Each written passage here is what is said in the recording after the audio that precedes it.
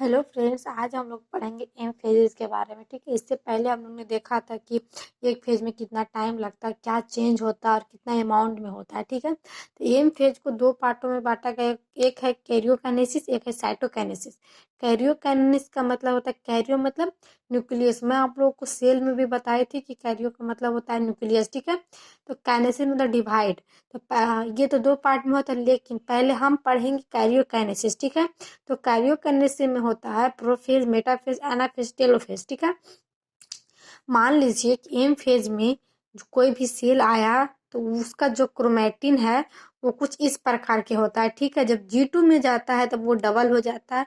Double होने के बाद क्या होता है, वो G2 में जाता है तो वहाँ पर कुछ प्रिपरेशन करता है, एस में चेंज होता है। ठीक है, तो ये कैरियोकाइनेसिस का मतलब है यहाँ पर दो डबल बना। ये दो बनने के बाद ये दोनों इक्वल इक्वल पार्ट में बट गया, तो जो यहाँ पर बटा वो क्या हो गया, साइटोकाइनेसिस हो गया। अब देखते हैं जैसे कि प्रोफेज में होता क्या है मेनली। तो पहले हम इसको देखेंगे, उसके बाद हम इसको डिटेल में इसका स्ट्रक्चर देखेंगे तो समझ में आ जाएगा। तो पहले क्या है, बोल रहा कि chromatin material gets consist into chromosome. इसका मतलब है कि क्रोमेटिन का जो मटेरियल होता है वो कौन से ये कंडेंस्ड होता है, किस में, क्रोमोसोम में। जो भी क्रोमेटिन मटेरियल है वो कंसिस्ट होता है क्रोमोसोम में। Each chromosome with two chromatin start for to visible. हर एक क्रोमोसोम में दो क्रोमेटिन होता है जो कि शुरू में विजिबल होता है, हम तो देख सकते हैं। पहले शुरू बार उसके दो क्रोमोसोम होता है, उसको हम देख सकते हैं। ठीक है, centrosome double in S phase. Centrosome क्या होता है, एस फेज में डबल हो जाता है। उसके बाद क्या होता है, move to opposite pole of cell. और दोनों एक नॉर्थ पोल एक साउथ पोल पर दोनों चल जाता है। ठीक है, उसके बाद है microtubule from aster from the spindle fibre arise. आप याद कीजिए, मैं आप लोगों को माइक्रोट्यूबुल जब मैं पढ़ा रही थी तो वहाँ पर मैं आप लोगों को स्पिंडल फाइबर के बारे में बताई थी, वो किस तरह दोनों एस्टर के पास जाता है। ठीक है, तो न्यूक्लियस ये क्या करता है, न्यूक्लियस उससे हमारा न्यूक्लियस एयर गोल्गी क्या होता है, डिसअपेयर होता है, मतलब दिखना शुरू हो जाता है। ठीक है, न्यूक्लियर मेंबर जो होता है हमारा डिसइंटीग्रेट होता है इन लास्ट। इन लास्ट में जब क्या होगा, न्यूक्लियर मेंबर जब जाएगा तो वहाँ पर डिसइंटीग्रेट का मतलब होता है ब्रेक, टूट जाता है। अब ये सब हम जो अभी इसका देखे हैं उसको हम अब स्ट्रक्चर से समझते हैं। ठीक है, देखिए ये हमारा न्यूक्लियस है। अब देखिए मेनली G2 में होता क्या है, जस्ट बिफोर प्रोफेज। ठीक है, ये हमारा सेल मेम्ब्रेन हो गया, ये हमारा ईआर गोल्गी हो गया। ठीक है, यहाँ से निकलता जो हमारा ईआर गोल्गी एपरेटस वगैरह होता, ये हमारा न्यूक्लियोस हो गया। ठीक है, ये हमारा क्रोमेटिन है। ठीक है, ये दो क्रोमोसोम है। जब ये दोनों क्रोमोसोम, अभी देखिए दोनों इक्वल पार्ट पे हैं, लेकिन जब ये दोनों अपोजिट पोल पे चल जाते हैं, देखिए आप अभी मैं आप लोग को बताई थी, दोनों अपोजिट पोल पर जाते हैं उसको हम एस्टर कहते हैं, जो कि क्या होता है उसको स्पिंडल फाइबर क्या करता है, बाद में उसको खींचता है। ठीक है, तो पहले क्या होगा इन फेज में, वो दोनों जो क्रोमोसोम है वो दोनों पोल पे गए हैं। ठीक है, उसके बाद मेटाफेज के बारे में देखते हैं, complete disintegration of a nuclear membrane. ठीक है, ये उसके बाद क्या होता है, नाउ क्रोमोसोम इन साइटोप्लाज्म। उसके बाद ये क्रोमोसोम होता है जो साइटोप्लाज्म में होता है। Chromosome fully condensed. क्रोमोसोम क्या होता है, बहुत ही कंडेंस्ड होता है। क्या है, तो ये कैनेक्टिव को disc shape on a centromere on which spindle fiber from 16th pole chromosome are brying at the equator of spindle fiber spindle।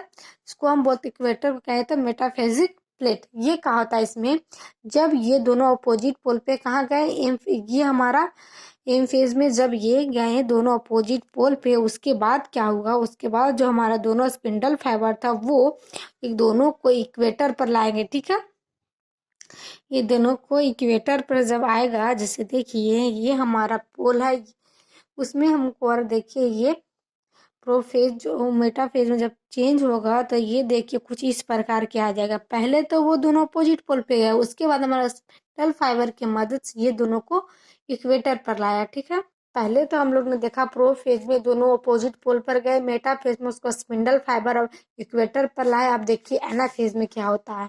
All chromosome, जितने भी क्रोमोजोम स्पिल करता है एंड सिस्टर क्रोमैटिन सेपरेट, वो दोनों sister chromatin कैसे बनाता है, जैसे ये दोनों क्रोमोजोम में कुछ क्रोम जिसने कि सिस्टर क्रोमैटिन ये दोनों को अलग करता है, ठीक। एनाफेज है जो दोनों सिस्टर क्रोमैटिन को अलग करता है, जिसके मदद से हमारा टू डॉटर सेल बनता है। ये देखिए कुछ इस प्रकार के हो रहा है, ठीक है। ये खींचा तो कुछ ऐसा दिखा। इसमें क्या हुआ, जैसे प्रोफेज में दोनों अपोजिट पोल पर गया, ठीक है। आपको बस इतना याद रखना है कि प्रोफेज में दोनों जो हमारा क्रोमोजोम था दोनों अपोजिट पोल पर गया, ठीक है। उसके बाद हमारा एम फेज मेटाफेज में क्या हुआ, जैसे मेटाफेज में हमारा दोनों इक्वेटर पर आया, ठीक है। लेकिन एनाफेज में दोनों स्पिंडल फाइबर दो सिस्टर क्रोमैटिन को अलग कर दिया, ठीक है। अब टेलोफेज में क्या होता है, इन ऑफ एनाफेज, ये एनाफेज के बाद कुछ ऐसा हो गया था। अब टेलोफेज में क्या होगा, ये कुछ इस प्रकार के दो डॉटर सेल बनाएगा तो दोनों में कुछ कुछ क्रोमोजोम जाएगा। ये हमारा न्यूक्लियस क्रोमोजोम, ये जो हमारा क्रोमोजोम है जो कुछ इस प्रकार का होता है, they consist from the chromatin ER Golgi nucleus repair. यहाँ पर हमारा जितने भी न्यूक्लियस में ईआर गोल्गी अपरेटस जो भी होता है वो सब क्या रिपेयर हो जाता है क्या, तो ये nuclear member from the again, ये फिर अब वही प्रोसेस करेगा जो वहां हुआ था। ये जब नया सेल बनाएगा तो फिर पूरा ये भी वही प्रोसेस करेगा। यहाँ पर दो डॉटर सेल बनकर तैयार हो गया। अब हम लोग देखेंगे माइटोसिस क्या है, तो एम फेज। ये तो हमारा कैरियोकाइनेसिस हम लोग देख लिया, ठीक है, कि एप्रोफेज में दोनों अपोजिट पोल पर जाता है, मेटाफोज में दोनों को इक्वेटर पर लाता है, एनाफेज में दोनों को अलग करता है, टेलोफेज में हमारे दो डॉटर सेल बनके तैयार हो जाए न्यूक्लियस में। लेकिन साइटोकाइनेसिस में कहा था आफ्टर डिवीजन ऑफ न्यूक्लियस, जब न्यूक्लियस का डिवीजन होता है, डिवीजन ऑफ साइटोप्लाज्म आकर उसके बाद ये साइटोस्केल ये इसका भी साइटो का क्या है, तो ये साइटोप्लाज्म का भी डिवीजन होता है। अभी देखे थे आप लोग कि टेलोफेज में किस तरह दो डॉटर सेल बना था, ठीक है। तब हम देखते हैं ये हमारा साइटोकाइनेसिस का जो 5 किंगडम होता है, ठीक है। मोन्ड्रा, प्रोटिस्टा, फंगी, प्लेटी, एनिमिलिया। ये आपको एनिमल किंगडम एक चैप्टर उसमें आपको डिटेल से पढ़ाया जाएगा। बस आप इसको सिंपल सा समझिए कि इसमें 5 किंगडम होता है। उसमें जो हमारा मोन्ड्रा होता है नो माइटोसिस अकर डायरेक्ट सेल डिवीजन, इसमें माइटोसिस से ये डायरेक्ट डिवीजन नहीं कर सकता।